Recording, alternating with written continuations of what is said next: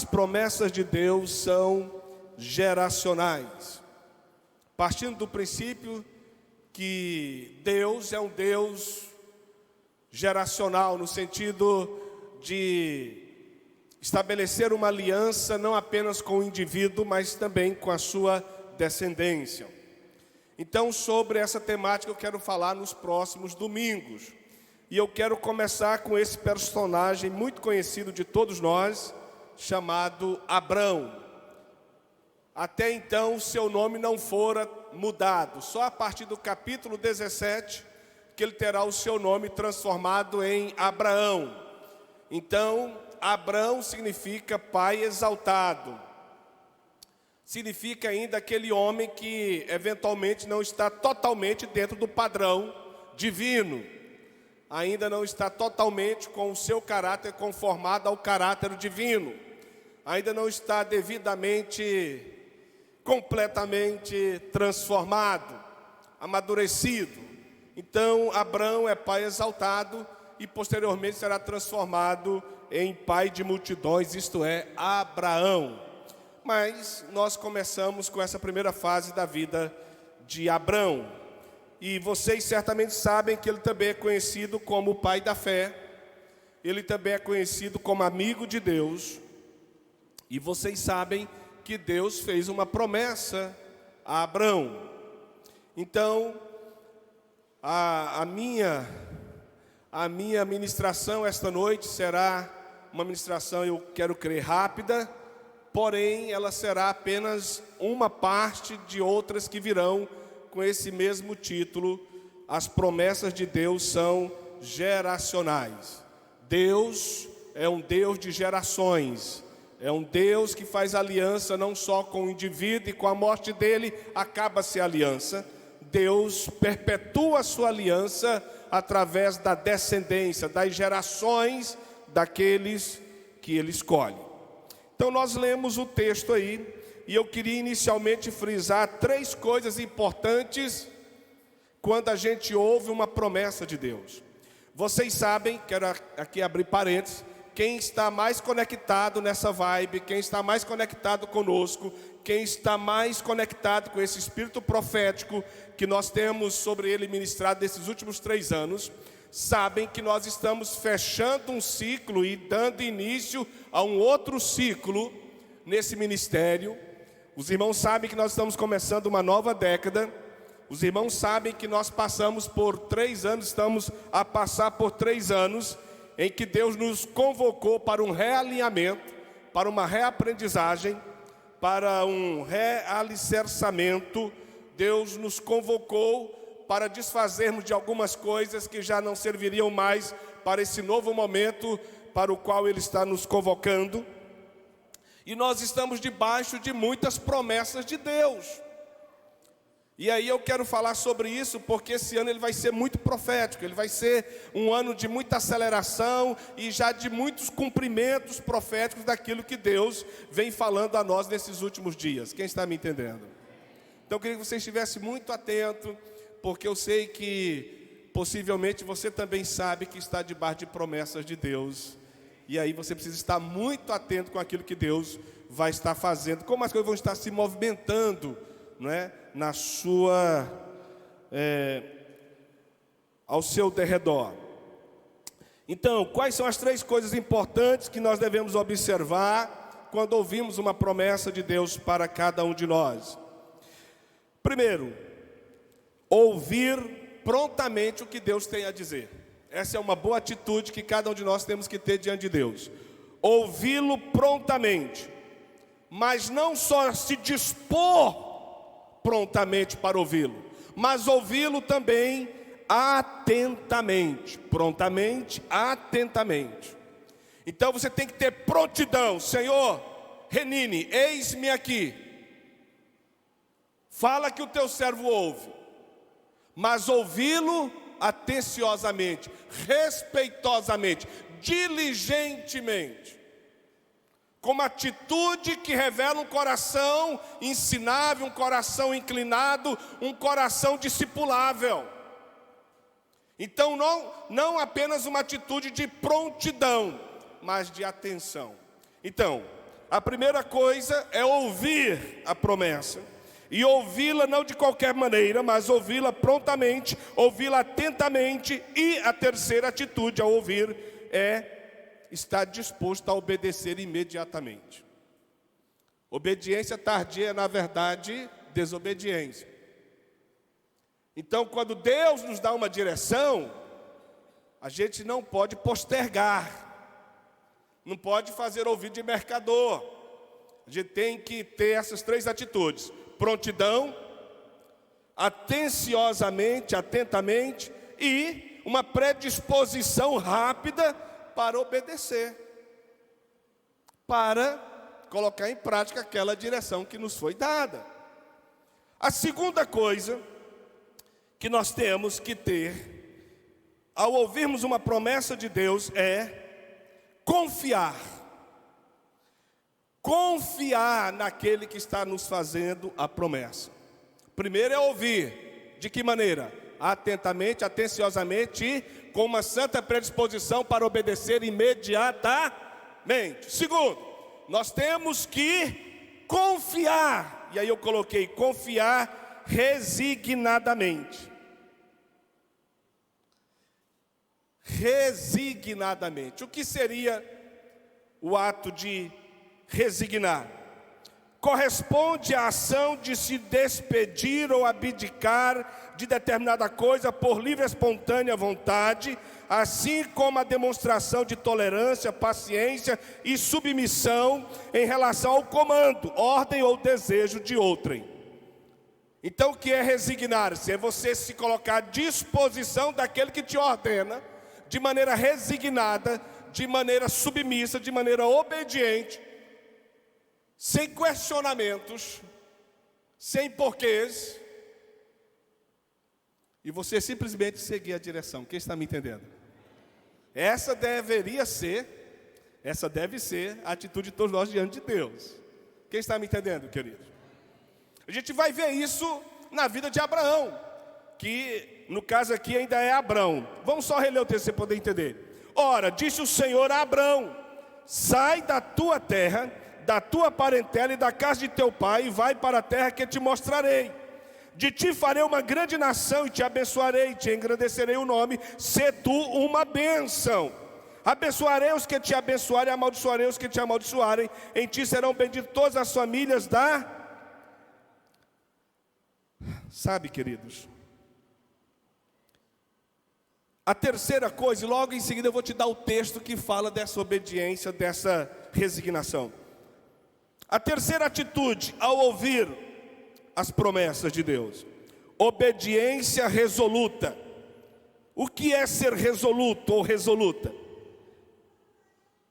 É ser determinada em seus objetivos, em seus propósitos, decidida ou decidida, que age com convicção diante dos obstáculos.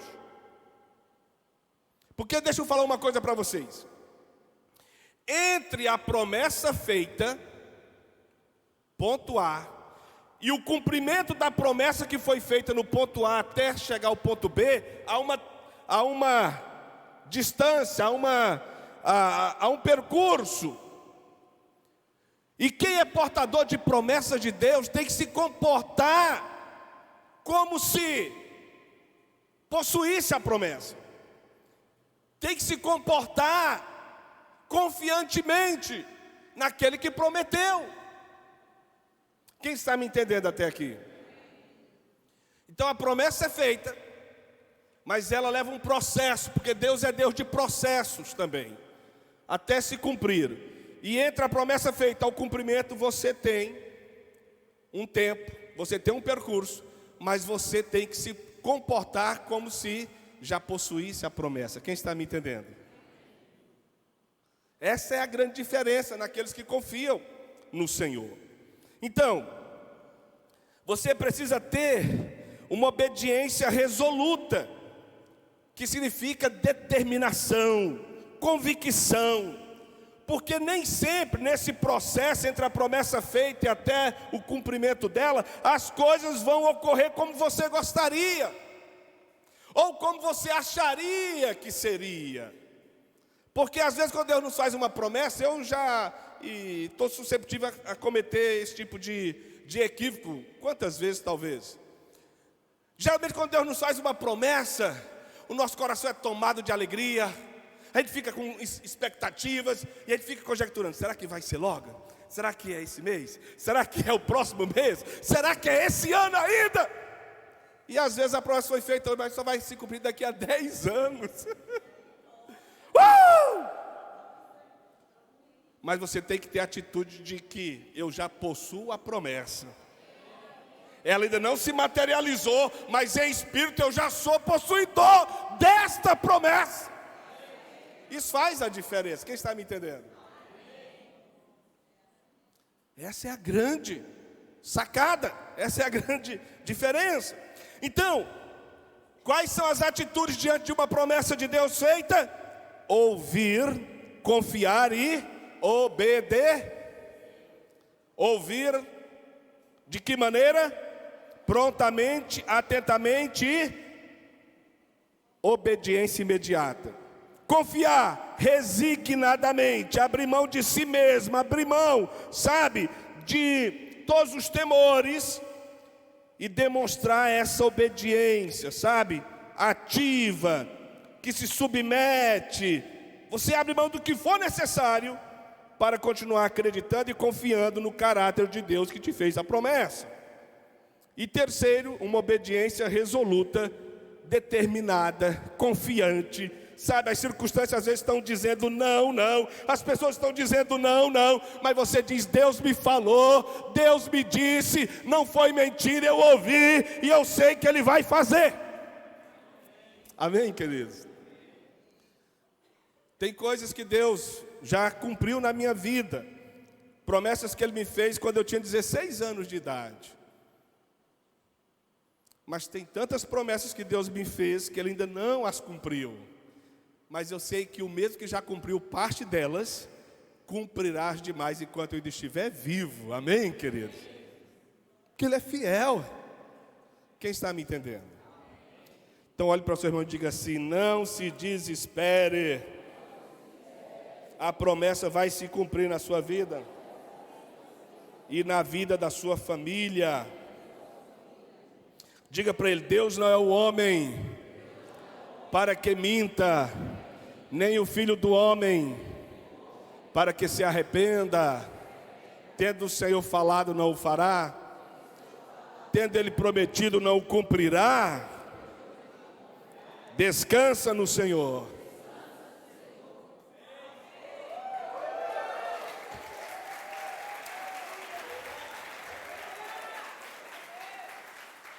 Agora, vamos ler Gênesis capítulo 12, versículo 4, para você ver a atitude desse homem de Deus, Abrão, lá em Ur dos Caldeus, lá na região da Mesopotâmia, aonde hoje está situado o Iraque. Esse homem teve uma revelação extraordinária do Deus eterno. Os 3 primeiros versículos de Gênesis é Deus fazendo a promessa e convocando, chamando para um novo tempo, para uma aventura, para uma experiência inaudita, até então jamais pensada ou vivenciada por ele. Mas veja o que diz o versículo 4. Partiu, pois, Abrão, como lhe ordenara o Senhor. Qual foi a atitude dele? Obedeceu imediata. Assim partiu Abrão, como o Senhor lhe tinha dito. Louvado seja Deus. Sem pestanejar, sem porquês, sem demonstrar um caráter dúbio, ele decidiu em obedecer. Ele estava no meio da sua parentela, ele tinha posses, ele estava em uma cultura que ele dominava os símbolos, falava muito bem a língua, se comunicava, era compreendido, ele vendia, comprava, ele tinha uma margem de segurança. Ele estava envolto dessa comodidade, dominar a cultura, dominar a língua, dominar os símbolos, se comunicar, ser compreendido, se fazer compreender. Mas agora Deus diz: olha, eu tenho algo maior para você. E para onde você vai, você não domina tudo, você não conhece tudo. Mas se você confiar, eu vou te dar o que eu te prometi. Quem está entendendo, queridos?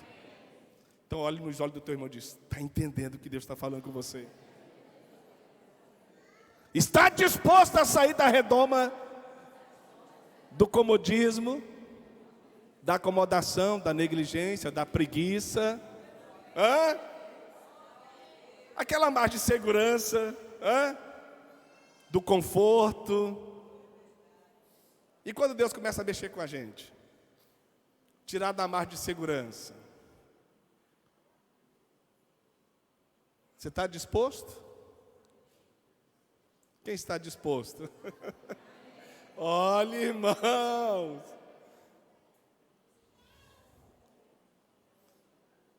Para alguns aqui é Renine. Eis-me aqui. Isaías disse isso. Isaías estava lá na corte do rei, era diplomata, conselheiro real, mas naquele ano em que havia quase uma guerra civil iminente, o rei era morto. Capítulo 6 de Isaías, ele vai ao templo buscar uma direção, falar com o Senhor. E aí ele é confrontado com uma visão do céu. Ele vê Deus no alto e sublime trono, os serafins com 6 asas, com 2 cobriu o rosto, com 2 cobriu os pés, e com 2 voavam em torno do trono, dizendo: Santo, Santo é o Senhor. E ele ouviu uma voz que ecoava no templo, que chegou aos seus ouvidos, que lhe perguntava: a quem enviarei? Quem há de ir por nós? Renine, eis-me aqui, Senhor, envia-me a mim. Alguém diz: eis-me aqui, mas envia aquele ali, ele está mais feliz que eu. Ele deve ser mais santo que eu, ele deve ter mais poder que eu, ele deve saber mais a Bíblia que eu. Manda ele, Senhor. Qual é a sua posição? Qual é a sua condição, né? Muito bem. O texto diz que Abrão partiu, se despediu, vendeu os móveis, as possessões, os lotes, as casas, vendeu tudo e partiu para essa aventura em direção à terra de Canaã. Agora, Deus reafirma suas promessas. Agora eu vou chamar já de Abraão esse personagem, porque vou ler versículos no capítulo 17, quando ele é transformado em Abraão, de pai exaltado para pai de multidões. Veja, vou fazer uma observação importante aqui para vocês. Entre a promessa feita e o cumprimento da promessa, Deus exige que Abraão se posicione. Tomemos Abraão agora como apenas uma ilustração, apenas como um exemplo, uma imagem, apenas como um personagem que tem algo a dizer para mim e para você. E assim como Deus falou a ele, Deus também fala a cada um de nós, e certamente exige os mesmos posicionamentos. Então, o que é que Deus exigiu de Abraão? A primeira coisa: andar na presença do Eterno. E não se anda na presença de Deus de qualquer maneira. Vamos ler os versículos 1, 4, 7 e 8 de Gênesis 17. Abra sua Bíblia, se você estiver com ela aberta, já localiza. Gênesis capítulo 17, versículo 1, 4, 7 e 8. Gênesis 17, 1, 4, 7 e 8. Quando atingiu Abrão a idade de 99 anos, apareceu-lhe o Senhor e disse-lhe: eu sou o Deus Todo-Poderoso, anda na minha presença e sê perfeito. Lá em Gênesis capítulo 12, do versículo ao 3, Deus disse o quê? Anda na minha presença e sê o quê? Uma bênção. Sê tu um intermediário, uma ligadura, sê tu uma ponte de bênção para terceiros. Ok? Então, quem guarda promessas, quem está debaixo da nuvem das promessas de Deus, e tem o coração de Abraão, dentro daquelas características que nós já trabalhamos, é sempre uma bênção aonde chegue para quem, eventualmente, sobre quem ministrar. Agora Deus está dizendo a ele que além dele ser uma bênção, ele deve crescer em maturidade, ele deve ser perfeito, ele deve abandonar as coisas de outrora, aquelas coisas grosseiras, aqueles pecados grosseiros devem, fazer parte do passado. Não é possível caminhar com Deus durante tantos anos e continuar cultivando a mesma vida de grosseria, de rebelião, de impurezas, de pecados grosseiros. É impossível. Quem está me entendendo, queridos? Então, quando atingiu Abrão a idade de 99 anos, apareceu-lhe o Senhor e disse-lhe: eu sou o Deus Todo-Poderoso, anda na minha presença e ser o quê? Perfeito. Olha aqui, gente. Abraão, quando ele foi chamado, ele tinha 75 anos. Ele agora está com 99, 24 anos se passaram. A promessa de ser pai de uma multidão ainda não tinha saído do papel. Ele pensava até que Eliezer, o seu servo, nascido na sua casa, seria o seu herdeiro. O Senhor disse: não, eu vou cumprir, você será pai de uma multidão que vai nascer de você, você que vai gerar. Quem está me entendendo, queridos? Teoricamente, as possibilidades só diminuíam, porque quando ele foi chamado, ele já tinha 75. Sara estava com 65, 10 anos mais nova. Então os dois já estavam fora de forma para gerar. E agora aumentou ainda mais as impossibilidades, porque ele tem 99 anos. Sara está com quantos anos? 89.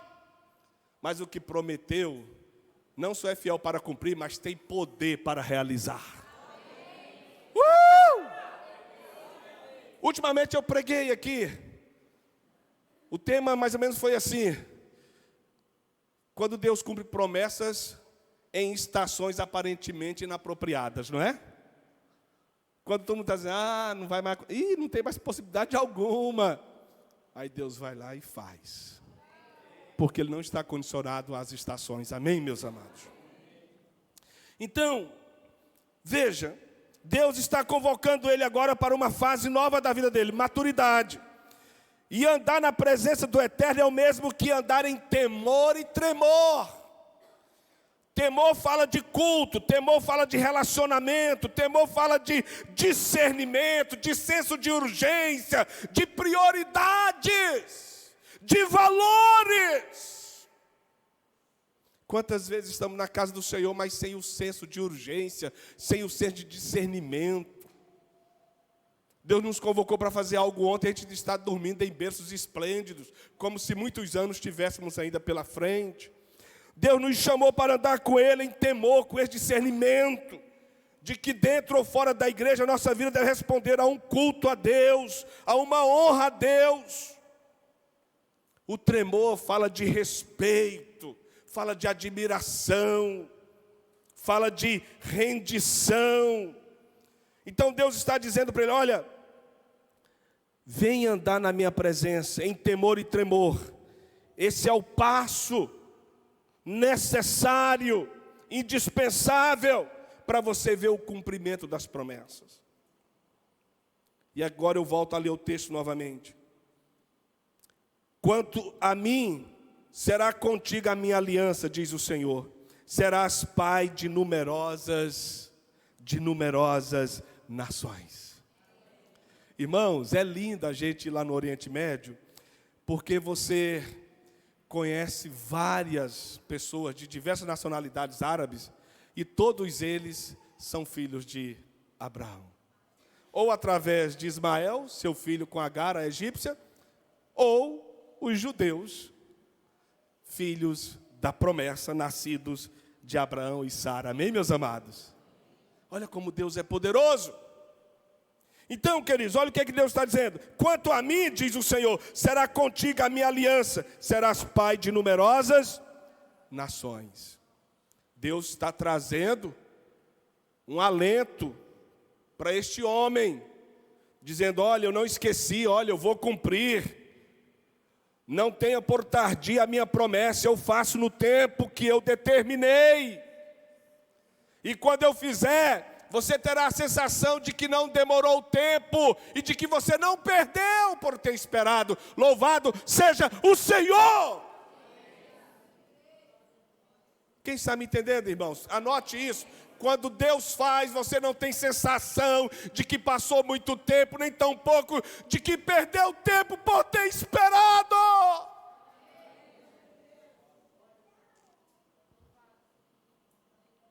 Estabelecerei a minha aliança entre mim e ti e a tua descendência, no decurso das suas gerações, aliança perpétua para ser o teu Deus e da tua descendência. Dar-te-ei a tua descendência a terra das tuas peregrinações, toda a terra de Canaã em possessão perpétua, e serei o seu Deus. Amém? Então, voltando. Deus convida Abraão, no capítulo 17, a andar na presença dele, isto é, com temor e tremor, com todos esses discernimentos, senso de urgência, senso de valores. Segunda atitude, manter um coração ensinável, segredo para crescer em maturidade. Quem está me entendendo, queridos? Olhe, Abraão é um senhorzinho agora de 99 anos. Sabe, à medida que a gente vai envelhecendo, a gente aprende também pelas experiências, pelos acertos, pelos erros, pela observação, pelo ouvir, pelo estudar. E há uma tendência, à medida que a gente vai envelhecendo, a gente não querer eventualmente ouvir mais, por saber que já sabe muito, que não precisa mais. E aí está um ledo engano. Isso é uma armadilha. Porque o que Deus quer é que todos nós, pequenos e grandes, novos e anciãos, tenhamos sempre um coração ensinável. Um coração sempre disposto a crescer em maturidade. Amém, meus amados? Porque nós não sabemos tudo, nem jamais saberemos tudo. Então sempre haverá espaço no nosso coração, se for inclinado para ser ensinável, sempre haverá espaço para aprender algo mais da parte de Deus, mas também com as pessoas. Então Deus está dizendo: Abraão, vem cá, eu quero que você ande na minha presença e ser perfeito, isto é, mantenha o coração ensinável, mantenha um coração discipulável, mantenha o coração corrigível. Eu quero ver você crescer ainda mais em maturidade. Irmãos, olha, presta atenção.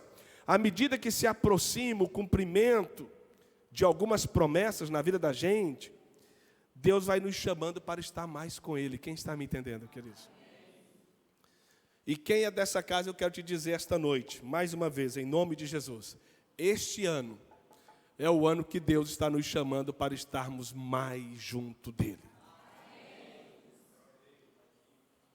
Olhe para o seu irmão e diga assim: Deus está te convocando para você estar mais junto dEle esse ano.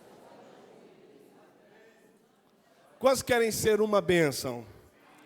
Quantos querem crescer em maturidade? Qual o segredo? Estar mais junto dEle.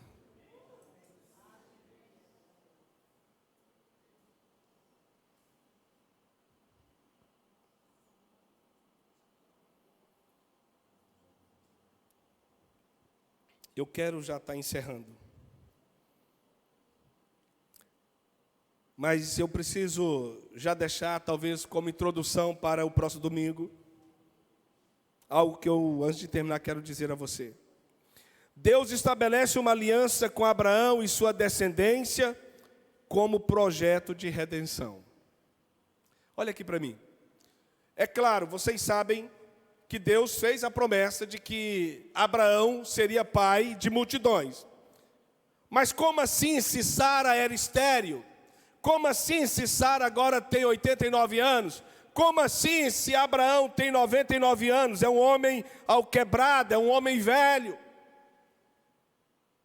Possivelmente, Humanamente falando, seria impossível, o nosso diagnóstico seria impossibilidade total, o prognóstico seria, jamais vai se realizar essa promessa.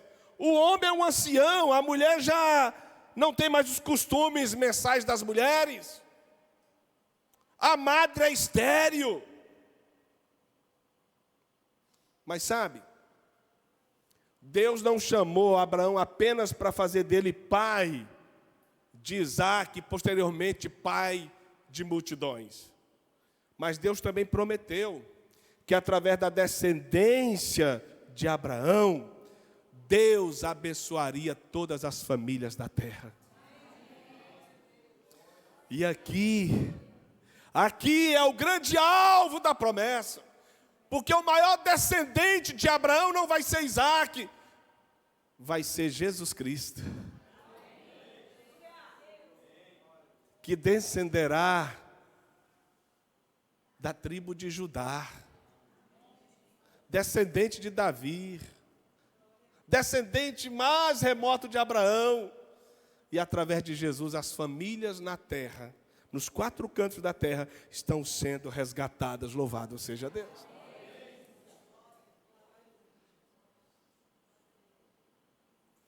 Então, Deus estabelece uma aliança com Abraão e sua descendência como projeto de redenção.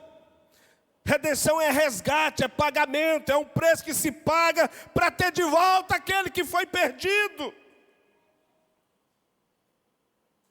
Através do maior descendente de Abraão, Jesus Cristo, Deus resgatou para si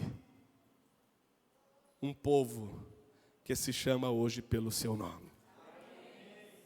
Mas nós vamos falar mais sobre isso nos próximos domingos. Então, o que a Bíblia requer? Salmo 145, versículo 4, diz assim: uma geração louvará, elogiará, fará conhecida a outra geração as tuas obras e anunciará os teus poderosos feitos. Então, eu quero ler Gênesis 18, abra sua Bíblia em Gênesis 18, versículo 17 e 19. Veja o que Deus diz a Abraão. Disse o Senhor: ocultarei a Abraão o que estou para fazer? Visto que Abraão certamente virá a ser uma grande e poderosa nação, e nele serão benditas todas as nações da terra, porque eu o escolhi para que ordene a seus filhos e a sua casa depois dele, a fim de que guardem o caminho do Senhor e pratiquem a justiça e o juízo, para que o Senhor faça vir sobre Abraão o que tem falado a seu respeito. Louvado seja Deus. Queridos, quando Deus fez a promessa lá no capítulo 12 a Abraão, o que Deus tinha em mente? Qual era o projeto de Deus? Conectar Abraão com a sua descendência, a sua aliança ser conectada com a sua descendência, com a sua posteridade. Através de quê? Dessa transmissão geracional. Cada pai, cada mãe, assim como Abraão, são responsáveis. São responsáveis diante de Deus por transferir esse legado, essa herança espiritual, para infundir no coração do filho e da filha o conhecimento do Senhor, o temor do Senhor, a justiça do Senhor, os juízos de Deus. Quem está me entendendo, meus amados? Quero dar um exemplo negativo para vocês. Lá em Josué, capítulo 24, anote para você poder estudar o texto depois. No capítulo 24, a partir do versículo 15 a seguir, a situação já estava tão dramática em Israel, que Josué já era um anciãozinho, sabendo que estava prestes a partir. Ele faz uma convocação solene, e diante daquela multidão israelense, ele diz assim: queridos, eu não sei quanto a vocês, se vocês vão continuar servindo aos deuses dos antepassados dessa terra, dos amorreus, dos heteus, dos heveus, dos jebuseus. Eu não sei quanto a vocês, mas quanto a mim, eu já decidi com a minha família, eu e a minha casa serviremos ao Senhor.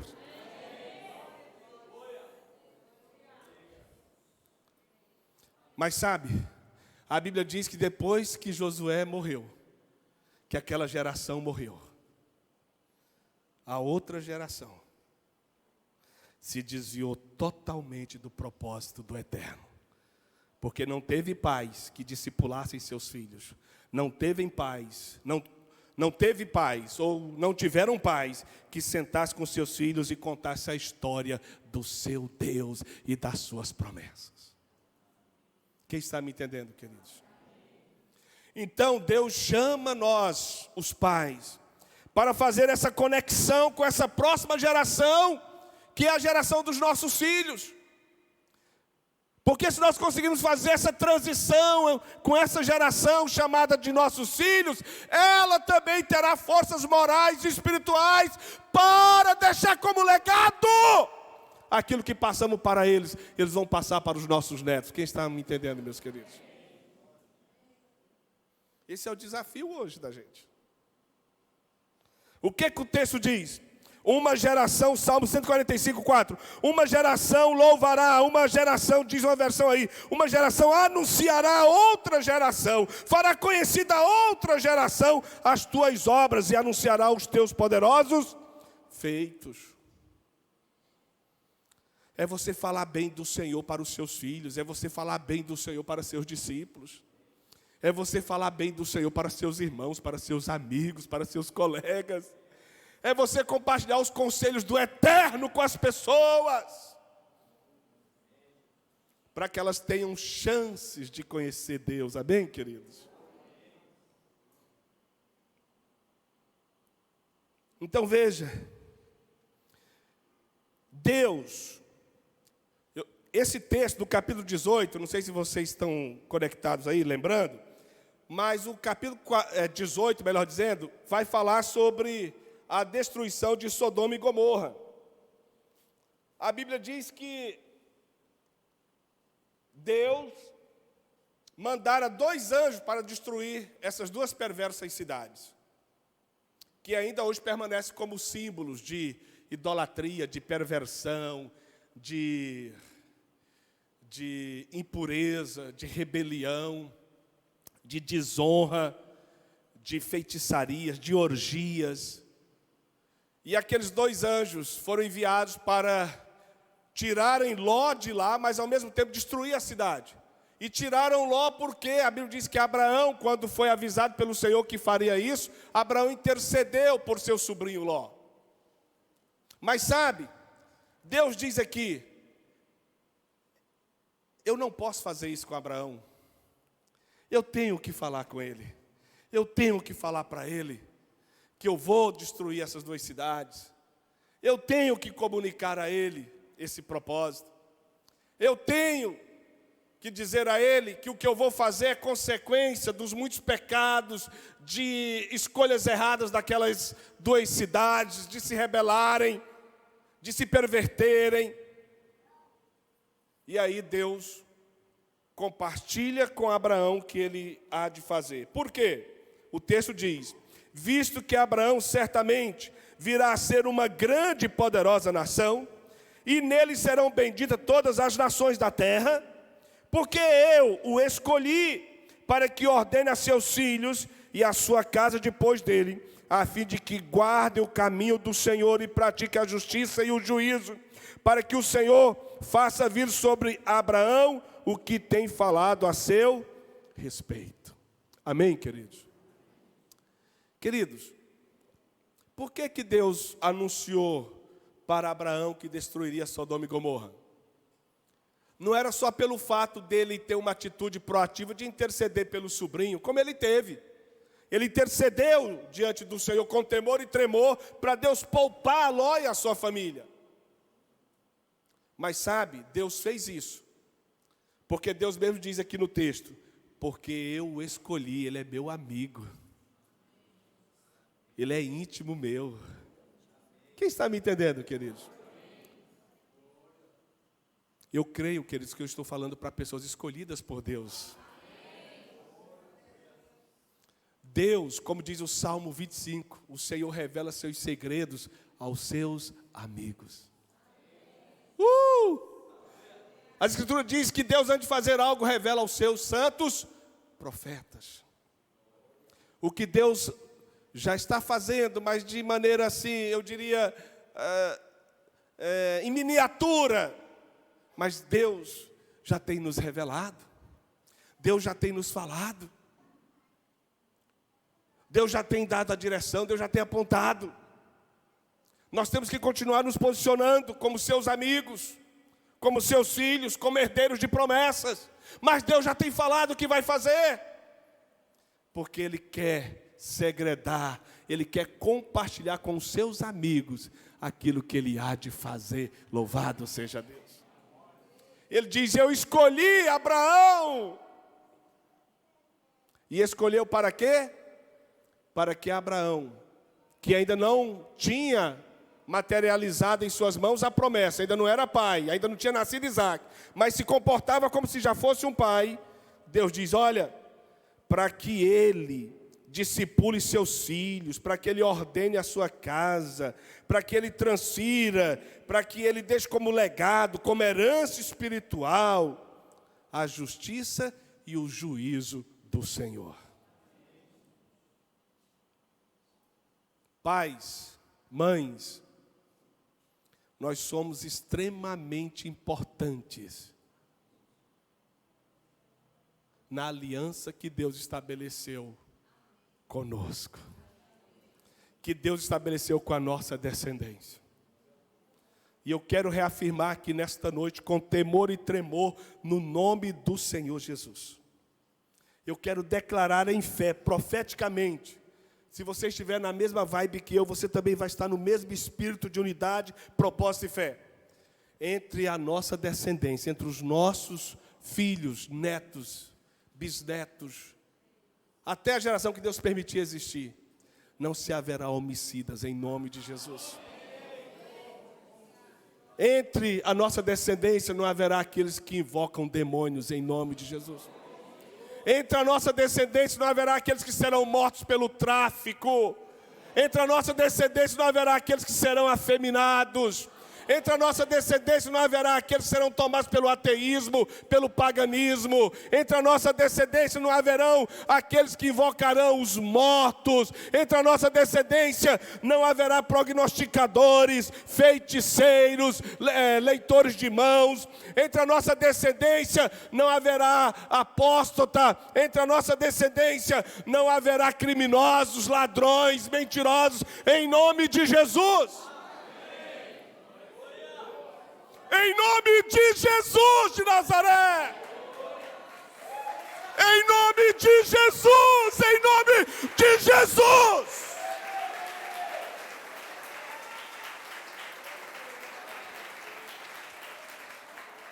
Eu quero declarar, entre a nossa descendência haverão profetas, profetisas, evangelistas. Entre a nossa descendência haverão avivalistas, apologistas, profetas, pastores, doutores. Entre a nossa geração e descendência haverá intercessores, adoradores, homens e mulheres de Deus que conquistarão as nações em nome de Jesus. Eu quero declarar nesta noite que a nossa descendência possuirá as nações. Os nossos filhos irão onde nós não iremos. Conquistarão o que nós não conquistaremos. Quem aqui é pai pode reagir melhor no nome de Jesus? Não olhe para a situação atual do seu filho ou da sua filha, não, não, não, não. Esse estado atual dele ou dela não será permanente. Porque o Deus de promessas está agindo a teu favor.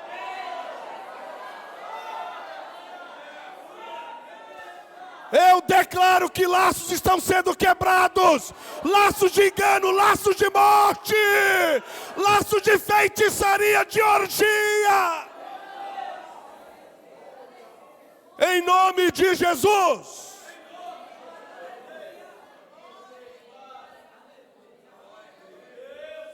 Eu quero declarar sobre a tua descendência um espírito de vida, de salvação, de quebrantamento, de rendição, de adoração ao Senhor.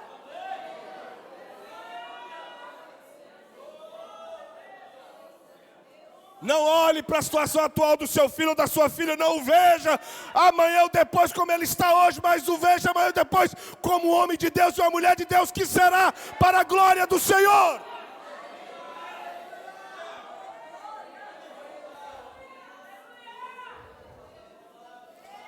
Se nós nos ajoelharmos hoje, nossos filhos andarão de pé.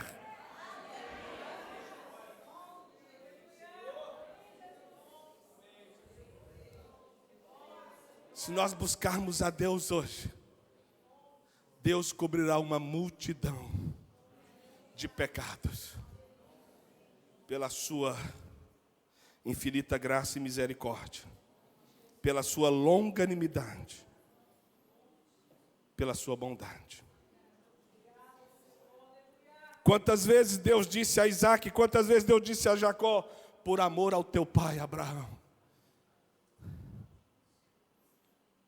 Quantas vezes Deus disse a Salomão, quantas vezes Deus disse a Roboão, neto de Davi, por amor a Davi eu não tirarei de vocês o trono. Por amor a você, a sua família será salva. Por amor a você, seu filho será liberto. Por amor a você, seu filho virá. Sua filha, seu filho virão. Em nome de Jesus.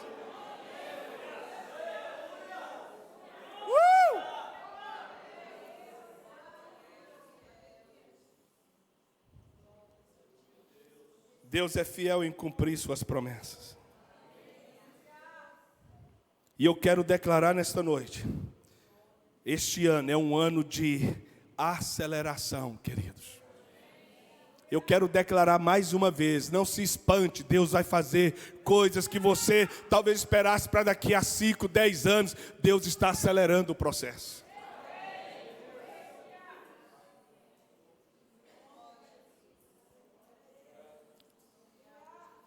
Mas você não pode sair da sua posição.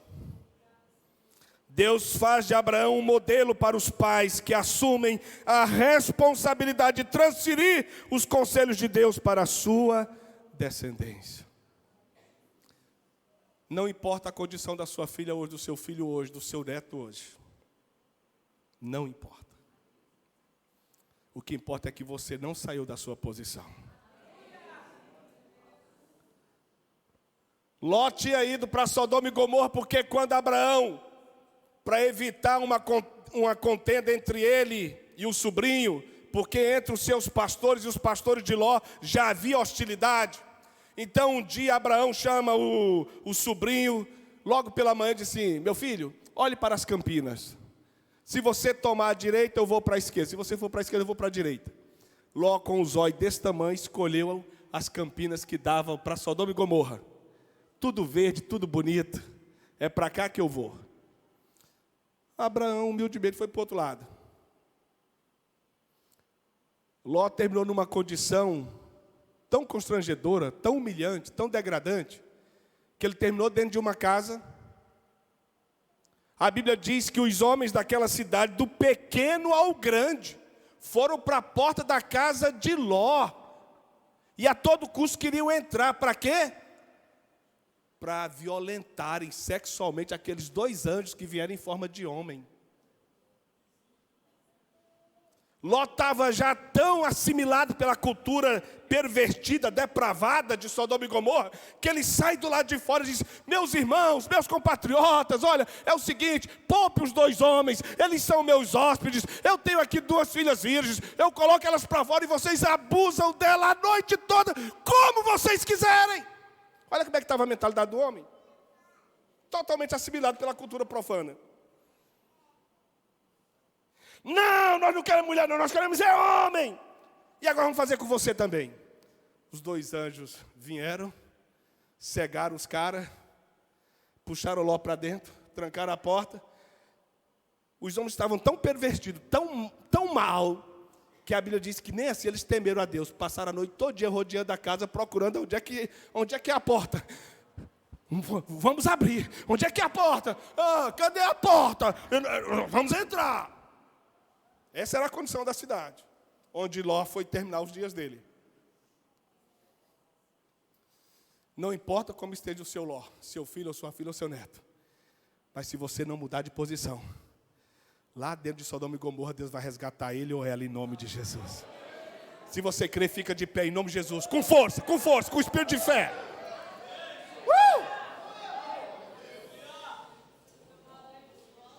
Eu não sou pai. Ore, graças a Deus, mas você vai ser. Se porventura daqui a uns anos você passar por isso, você vai se lembrar dessa palavra. Não mude a sua posição, continue firme na intercessão, na confiança, porque Deus fez uma aliança, não foi só com você, foi com a sua descendência. Então todos aqueles que se chamam pelo seu nome, diz respeito ao Senhor e interessa a Ele. Quem está me entendendo, queridos? Olhe para essa pessoa com amor e carinho e dê essa palavra para ele ou para ela. Todos aqueles que se chamam pelo teu nome, diz respeito ao Senhor. Ele tem um interesse de perto.